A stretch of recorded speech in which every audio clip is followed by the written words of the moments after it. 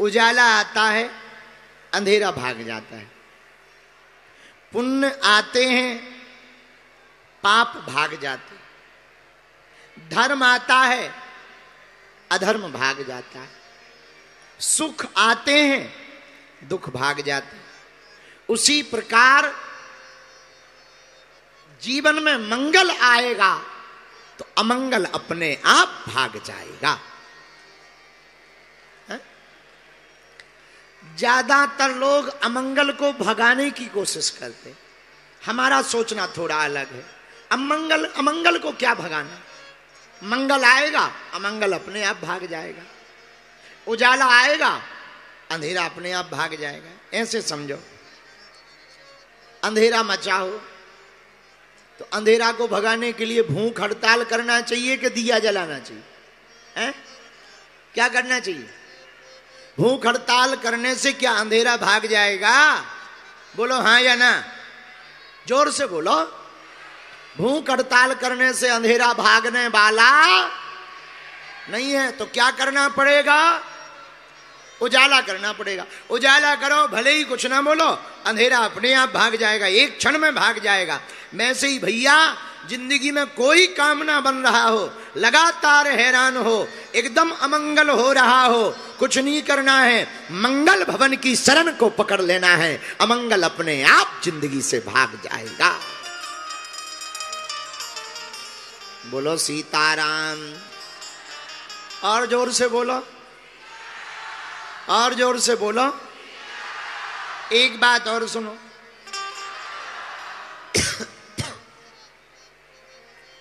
हनुमान जी जिनके दास हैं वो हैं राम जी। राम जी के नाम की महिमा तो हम तुम्हें बता ही चुके। अब जरा राम जी की महिमा और सुनो। रावण भी राम जी के महिमा का गुणगान करता है और अपना काम चलाता है। देखो, चरित्र तो ऐसा ही होना चाहिए कि दुश्मन भी पीठ पीछे बात करे।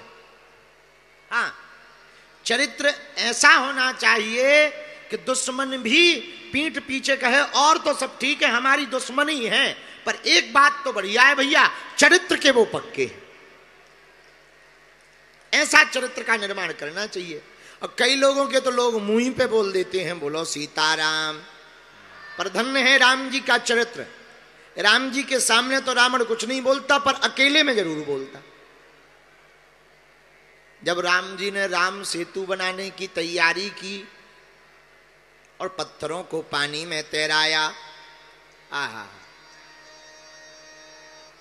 तो लंका में खबर गई कि वो जो दो वनवासी हैं राम और लक्ष्मण, बड़े जादूगर हैं, बहुत जादू जानते, चमत्कार जानते, चमत्कार। रावण बोला क्या चमत्कार जानते? अरे बोले भैया, वो दोनों राजकुमार इतने जादूगर हैं कि पानी में पत्थरों को तैरा देते हैं।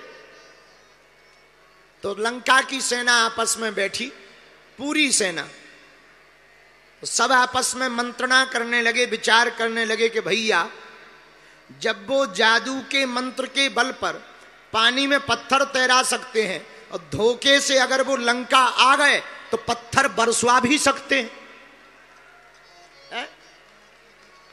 तो एक सैनिक बोला अगर बरसवाएंगे तो सब मर जाएंगे, ये राजा तो कुछ नहीं करने वाला, एक काम करो पार्टी बदल लो। सेना बोली मतलब?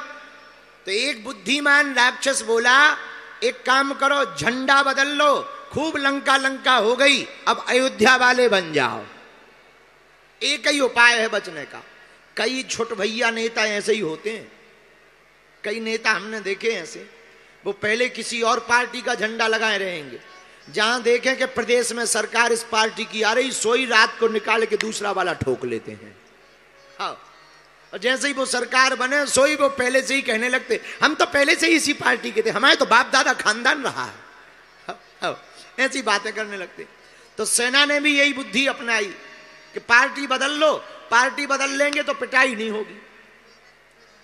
तो रावण की सेना रावण के पास आई। रावण बोले कहां जा रहे? सेना बोली पार्टी बदल रहे। रावण बोले क्यों? बोले अब बदले ना तो क्या मरे? रावण बोले मतलब? बोले जो आदमी पानी में पत्थर तैरवा सकते हैं, वो लंका आके पत्थर बरसवा भी तो सकते हैं। कौन मरे? हम तो तुम्हारी पार्टी छोड़ रहे, दूसरी वाली पकड़ रहे, राम जी वाली पार्टी में जा रहे। रावण बोले चुप रहो, दूसरी पार्टी में जाने की जरूरत नहीं है। अपनी पार्टी में फंड की कमी है का? अपनी पार्टी भी मजबूत है। सेना बोली कैसे? बोले अगर वो दोनों राजकुमार पानी में पत्थर तैराते हैं तो हम भी तैरा देते हैं। सेना बोली बातें तो तुम्हारे 10 मुंह है, पता नहीं कौन मुंह से बोलत और कौन मुंह चुप रहता है। अगर पूछो भी कि आपने ऐसा कही थी, सो आप आपसी में मुंह से पूछते हो कि किस मुंह से कही थी। और किसी के एक मुंह हो तो बात करें, अब 10 मुंह वाले से क्या बात करोगे?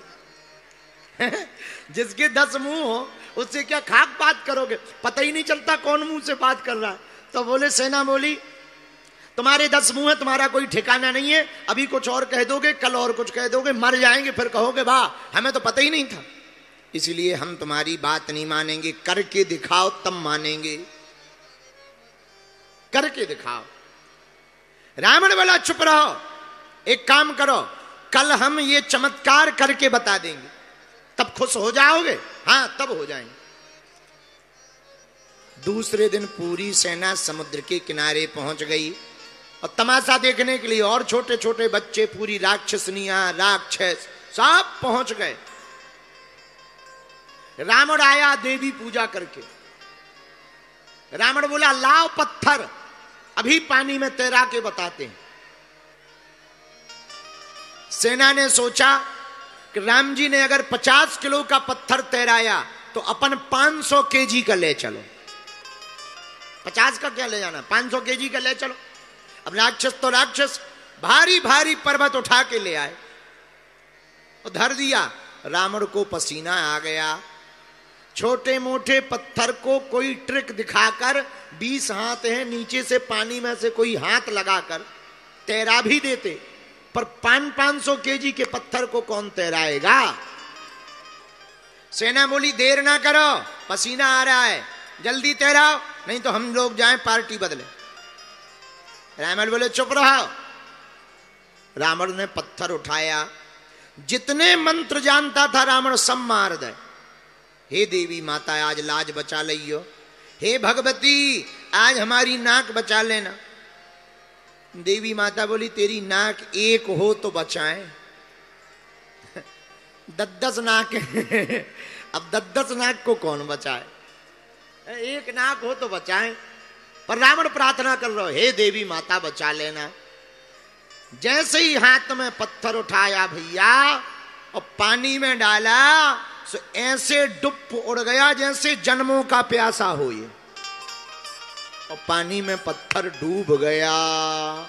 सेना बोली ले वो निकल आया चमत्कार। बड़ी बड़ी बातें बोल रहे थे, हमें पहले ही पता था।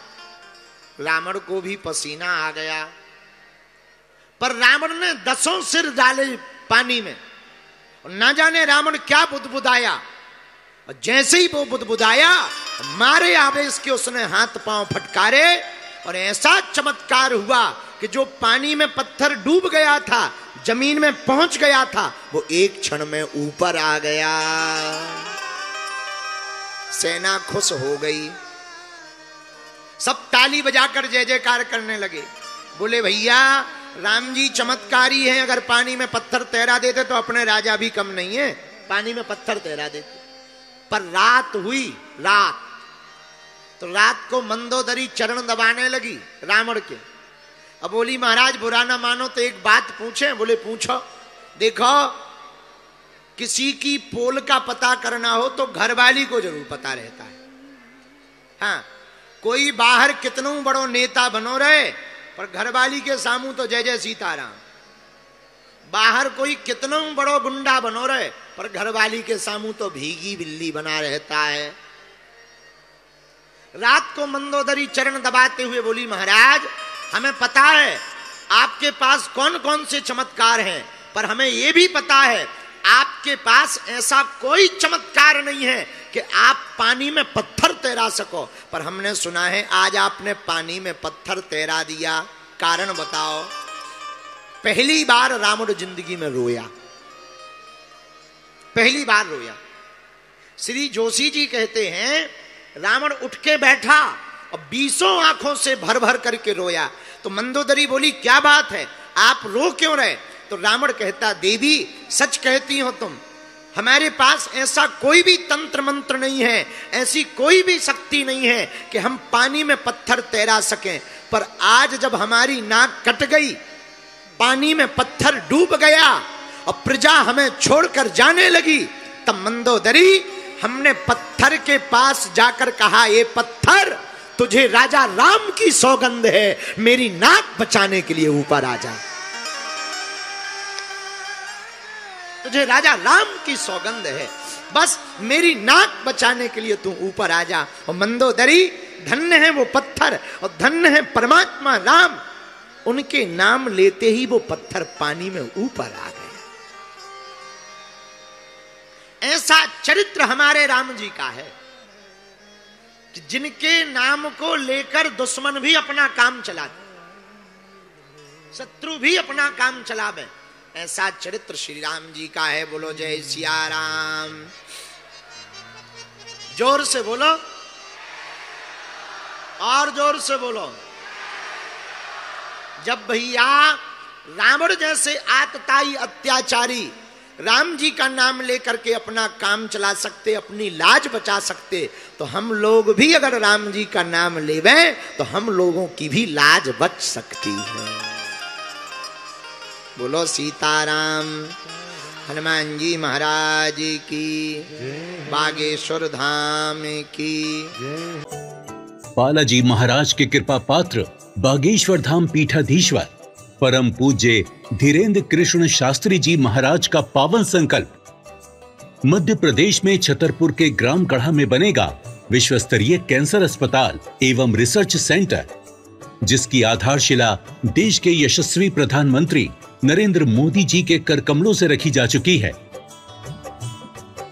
200 करोड़ रुपए की लागत वाले 100 बेड के इस अस्पताल में गरीबों का होगा मुफ्त इलाज। ये बहुत बड़ा अवसर है, बहुत बड़ा काम है।